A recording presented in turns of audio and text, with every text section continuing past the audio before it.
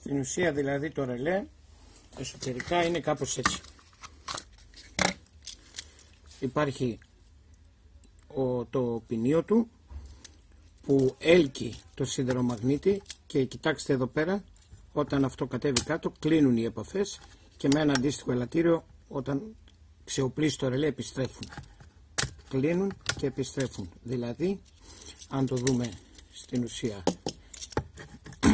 αυτό, τις επαφές έρχεται αυτό και κατεβαίνει ή ανεβαίνει αν οπλίσει ή ξεοπλίσει το ρελέ με τις επαφές του, οι οποίες κουμπώνουν επάνω στο ρελέ. Αν το διαλύσουμε θα δούμε αυτό το πράγμα. Το ποινίο μαζί με όλο τον ηλεκτρομαγνήτη μπαίνει στο κέλυφος, στο κουτί, στο κάτω μέρος του οποίου υπάρχει το αντίστοιχο ελαττηριάκι που σμπρώχνει προς τα πάνω όταν ξεοπλίσει το ρελέ, που σμπρώχνει προς τα πάνω τον οπλισμό μας.